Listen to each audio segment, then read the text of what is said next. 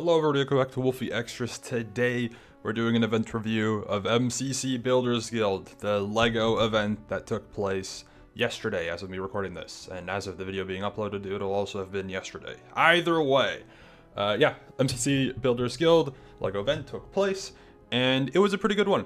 Pretty good event, I would say.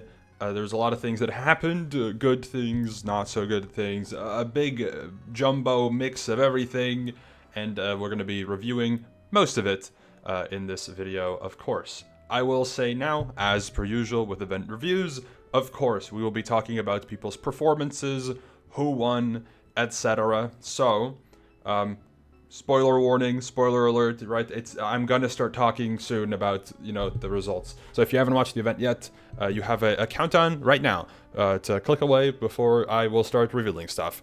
3, 2, 1, okay. From now on, spoilers may happen. It's gonna start right away. Starting with this one, I've been put on a hit list.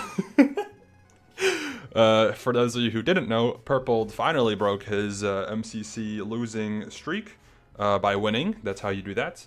And holy Dodgebolt, that was something. We'll get into it a little bit more later down the line. Either way, I am now on a hit list. Sorry, Purpled? Question mark? My bad. Hey, Ant did it too, okay? All I'm saying is, Harvey locked in, and even Harvey would probably agree that, it realistically made sense to predict the way it was usually predicted, okay? Anyways, yeah, cool. Maybe Harvey just needs an S-tier duo. Hey, maybe, or a teammate, rather. Yeah, who knows? Either way, yeah. So, on to the actual event itself, not this one. Let's go over every single game. So, the first game was to get to the other side and whack a fan. The, gimmick, to an extent, of this event, for the most part, was whatever games have building in it would have a focus towards building. This one, the 6 levels of To Get to the Side all involved placing blocks, which is building, of course. It was fine. I mean, I didn't really have much of a problem with it. I think it was chill. Feinberg managed to get, I think, a top 5 in every single round, or a top 7 in every single round. Purpled, I think, was... Purple and Fine, I know, got top 10 in every single round of To Get Your Side, I'm fairly sure, at least. So that was very impressive from both of them, of course. The results in terms of performance was a little more on the surprising end. I think Tabo also ended up getting a couple of top 10 finishes, which was really good. Red Team, as you can see here, did really well, had a really strong performance to start. And yeah, it was fine. I think To Get Your Side is it's not my favorite game at all. It's actually one of my least favorite MCC games. But when it's played early, it's fine. I just don't like it when To Get Your Side is played at the end because it feels wrong that it matters so much. But I think when it's played early, it's fine. It's just like how in Block Wars, if Lens just played game 1, who cares? If it's played game 8, of course I complain. Who gives a crap? that's the opinion I have of said game. Okay. Either way, yeah, To Get Your Side was fine. Look at this, 6.5 out of 10. Nothing wrong with it. It was fine. It was solid. Game 2 was Meltdown, which had some new levels, some new rooms, I should say. Most notably being the central room, of course. And as you can see, sorry, from the results that we have on screen in front of us, Cyan Team did fantastic in this one. This middle room with the jump pad, so how this worked is this middle portion is not accessible unless you use this jump pad, which is fine. I mean, it's different, which is cool, of course. It was a bit weird, it was so different that it felt like people didn't really know how to do it, and then until, of course, one of their teammates or they themselves or they see somebody do it, so they're like, oh, I have to use this jump pad to get the mid. So it was a little unintuitive, I guess, for that reason. I would love to see somebody get mid-air sniped by a shot and just start falling down right away. I think that would be really funny. I don't know if it's going to happen, but fingers crossed, one day we see that take place. But yeah, this is where Cyan scored a bunch of points, of course. PvP was, definitely, as per usual, one of those games where you see certain teams really stand out, and this is one of them. Of course, so yeah, for the rest, Meltdown was chill. I mean, it had some fun little moments. Meltdown's just a good game, like an 8 out of 10 game, it's just good. Of course, there's going to be teams that get screwed over. If you do something like what I do with a watch party, you end up getting the good POVs throughout most of the rounds, so then it obviously is better. But if you were to get the stinky POVs, of course, I could see people having a bit of a distaste towards this game. But I like it. I think it's cool. I think it's good. Also, showcasing that Harvey at this point is in third. Harvey is somebody I want to already just right off the bat mention as just lock the F in. I don't know, maybe it's just having purpled as your fellow teammates that helps that much, or something else, but Harvey did fantastic. So I'm really glad to see that, of course. I think that's really fun to see Harvey do really well. So yeah, next up, Hole in the Wall. This is the first one where I actually have more commentary about the game. I know there's not really much to talk about, but for the most part, this MCC, I said this in a chat with some other people. This MCC felt the same way like a first event of a year usually feels. It's a regular MCC with some, a larger scoop of updates to an extent. This feels kind of in the same vein as Season 4 kickoff, except it's a higher comp event. But you have a more interesting roster. You have some fun little changes that, add some, some uniqueness to the roster. Like, that's what I'm trying to say. It's like, the roster is more unique, and the gameplay is, as much as it's relatively normal, it has a little bit of extra stuff to it, which is interesting, which is good. I like that. Hole in the Wall, though, I should mention, was interesting. I love Hole in the Wall. I think it's a really fun game, but I think a lot of players expressed that they thought this was way too easy. The first round had like 3 survivors, which was pretty normal, right? That's like, sure, 3 survivors happens. The second round had like 8, and then the final round had like 12 or something. It had a lot of people survive throughout the entire thing, which maybe that's just a specific wall pack that's kind of like easy or something like that, but it felt like it was too easy, right? The game felt too easy. Tubbo had 2 round wins back to back, and in the third round he was like, was the Hole in the Wall always this easy? Like, oh, he just went live. It's very interesting that, like, that, it was such an obvious thing. Like, Fruit also 3-peated, by the way. Before I forget, Fruit got a 3-peat in this game, which is impressive, but it was, like, one of the easiest chances to get a 3-peat, because apparently the game was super easy, but, like, it's still a 3-peat's a 3-peat. It's impressive, so shout out Fruitberries for getting a 3-peat. But yeah, it's first time since Pizza. 3-peats, pretty good. You'll have to see it. But that, for the rest, like, Hole in the Wall was just easy. Usually I'd say Hole in the Wall is like an 8.5. I love Hole in the Wall. I'd say this was like a 7.5. So a 7.5 because I feel like it was just too easy. It's not that entertaining or fun when there are that many survivors. It just feels like a nothing burger, I guess, right? So like, But yeah, whatever. Next up, BattleBox. This one, I think, was one of the most divisive games, at least from the community, and also to an extent the players, in terms of how it went. Because there was a new map, and this map, because the, like, middle thing, sorry, I was yawning, because the middle platform, like the little capture point, was raised, the incentive, really, for this game is to wall rush, right? Wall rushing, it makes sense to go for that because there's this raised platform. If you don't pay attention to this platform, you will just lose to a wall rush. Like, they can just fill the wall and they win the round. And that happened quite a bit this time around. And I know some of the lower end teams in particular expressed how they weren't having fun because they're just continuously getting wall rushed, I think, or just getting absolutely curb stomped. And that's maybe partially due to the higher comp, or just because people will rush more now.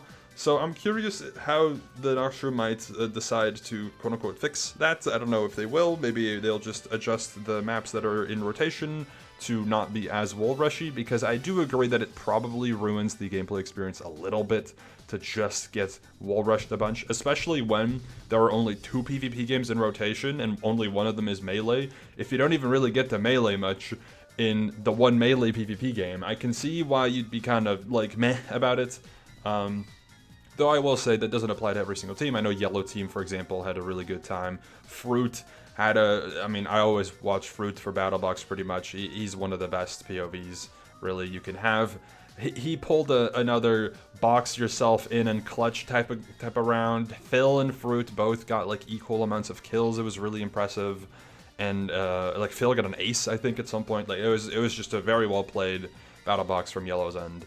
But I can understand that like the Reddits, I don't think loved BattleBox generally speaking this time around. And it is what it is. It is what it is. Either way, one thing also in particular, I'm gonna point it out because I can.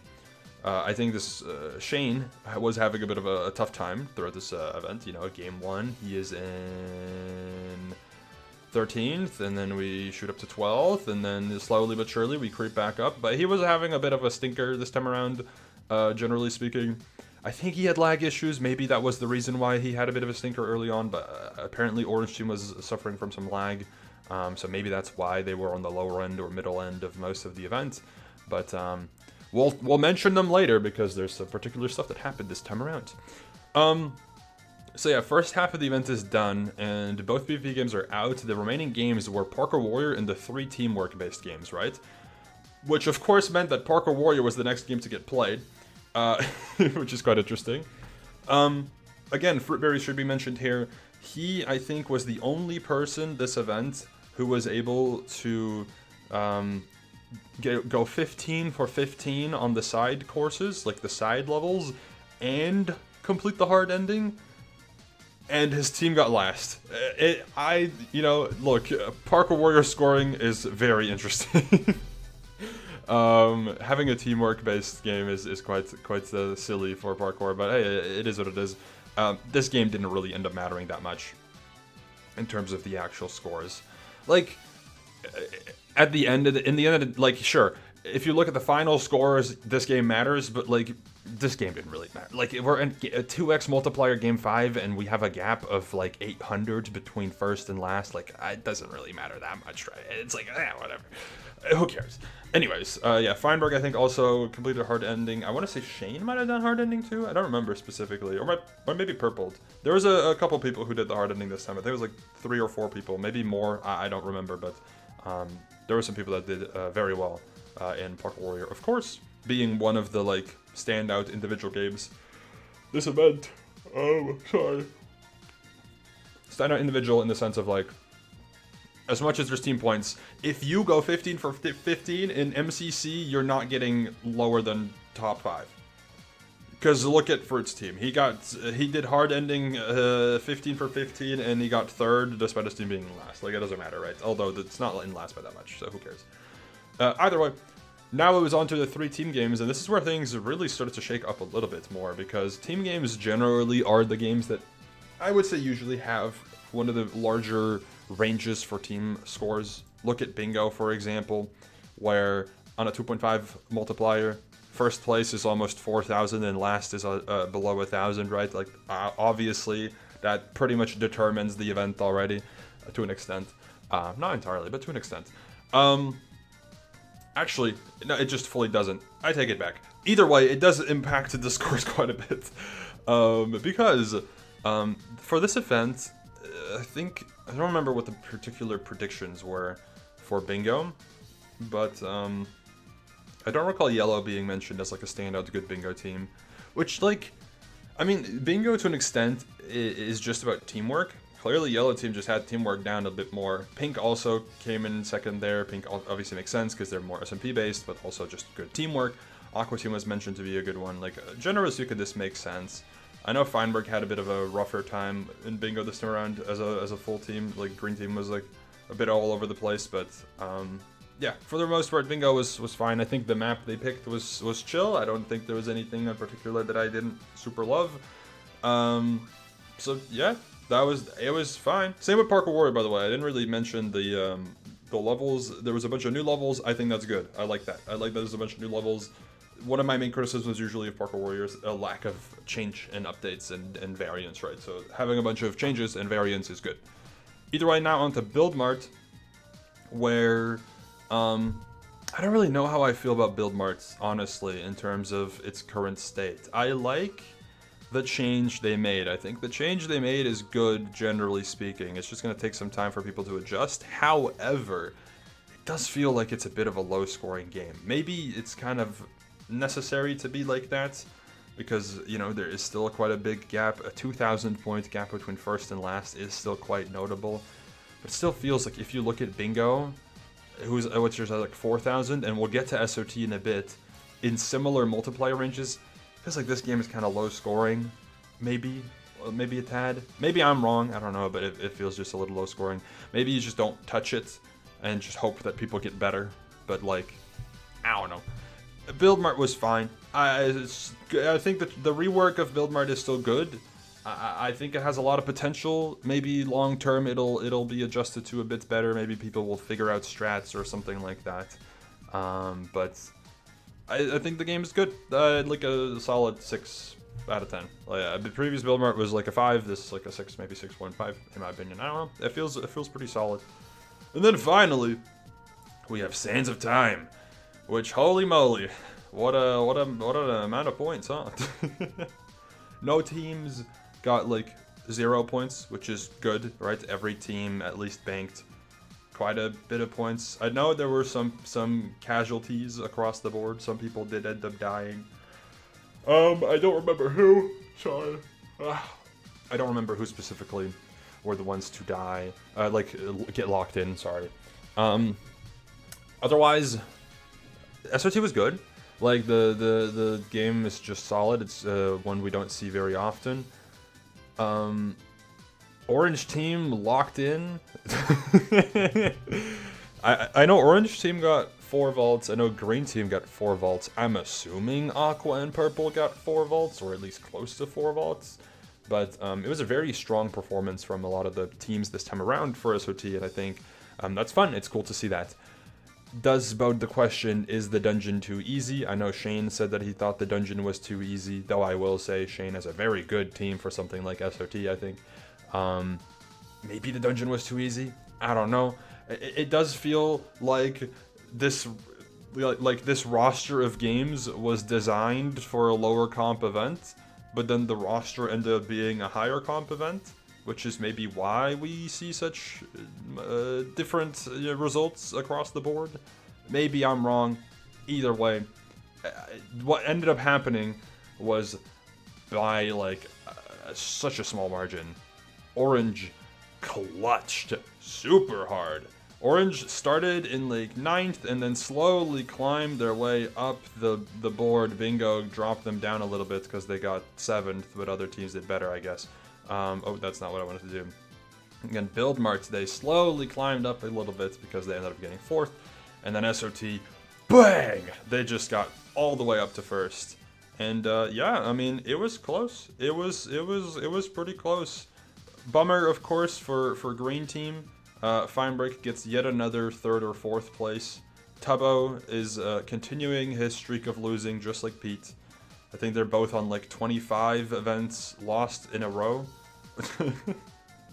And for the rest, yeah, I mean, Orange and Cyan making their way in. Orange was like the expected team before the event happened, but as the event progressed, people kind of thought like, oh, maybe Orange just has a bad event day. Maybe they just won't make it, right? Yellow and Cyan were standing out as pretty good contenders. We had a bunch of teams in contention here, right? Like, this could literally have been anyone's game, and it kind of was, besides, like, Red and Lime, unfortunately. But it ended up resulting as such, where, yeah, we had Orange, then Cyan, then Green, then Yellow, and then Aqua. I'm gonna be honest, that nobody really had a prediction like that. I think, generally speaking, Orange was always in 1st in predictions, which I don't think was like super predictable necessarily, because the way they got 1st is unpredictable, mostly. People wouldn't expect this to be the way it happened. Aqua was in most people's like 2nd place prediction, which I think is fair. I mean, they were pretty close. Cyan ended up in like bottom half in like every prediction pretty much, I think. Green ended up around like 3rd to 6th, just because Feinberg, people want Feinberg to always do well. Yellow, I don't remember if... Yellow, I think, was generally also a bit on the lower end. And then for the rest, like, Purple and Pink were in most people's bottom 3. lime was in most people's top half, red was in most people's top half, blue is about where it was expected. So honestly, not a very predictable event this time around. Then it came to Dodgebolt. Dodgebolt was a very good one, a very good one in terms of like storyline for the most part. Not so good one in terms of holy moly, it took a while. But Orange ended up taking the first 2 rounds, and Cyan ended up taking the remaining 3. Where in the last round, unfortunately, I think Sniff ended up lagging out, and they were shot, but like not really being super aware of said shot. It was kind of a like, oh, I can take this shot, and then after hitting it, realize, wait, why was I able to hit that shot, right? That was kind of what happened. So it is what it is. But yeah, Cyan took the win. Purpled ends his losing streak. Harvey also wins for the first time since Season 1. I think Catherine might have had their first win or second win from this event. Might have been first, actually. And Shelby joins the 5 times winners. So that's cool. That's cool. You love to see it. And finally, before we end really in the sense of this little event review, some people that I think in particular are good to point out in terms of an impressive performance. Etho ended up getting top half this event. People were wondering if he could get not bottom 10. We didn't think he was able to get top half. I love seeing that. I hope Etho plays more. The MCC Island, practice paid off. It like genuinely just paid off. He did really well. So you'll have to see it. Apparently he was in 12th before Sands of Time. Pink had a really strong Sands of Time performance, which they got last, but like this is a very capable team of it. Just, gotta get lucky a little bit sometimes. Etho could have been top 10. There was a world, a very reasonable expectation that they could have gotten top 10. So actually it's probably mentioned here. Jojo got the worst luck in history on the gold parkour. Pink also just got cooked. Jimmy did really bad. So Jimmy did bad and Jojo had a underperformance, so it is what it is, it happens. But yeah, Etho could have been top 10. Isn't that just absolutely insane? Either way, Tubbo should also be mentioned. The people were complaining, Feinberg needs to get stronger teams. Why does Feinberg always get the bad teams? Blah, blah, blah, whatever. Tubbo got 7th? 6th? 6th. He got 6th. Genuinely super impressive. That was, I think, Tubbo's best ever MCC performance. And it was great. No, fantastic. Like, genuinely really well played from Toby. You gotta give him props. He did really well.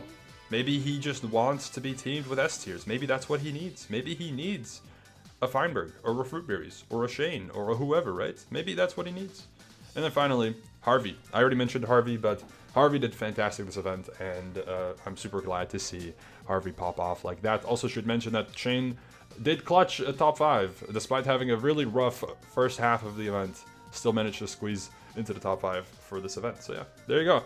That was MCC Builders Guild, the September event for 2025 MCC. Let me know what you thought about this event, and hey, good event. Maybe the streak will continue. I will say, for anyone who was asking for a normal MCC, this is pretty much it. Honestly, this kind of felt like a pretty normal MCC. There was this building gimmick, of course, in between the rounds in the hub, which I thought was fine. I didn't particularly care for it too much. But I think, for the rest, kind of a normal event. It's higher comp. It's what the people wanted. They just didn't know that this was what it was going to be. It wasn't really communicated like that. But either way, cool event. Let me know your thoughts, and I'll see you later. Goodbye.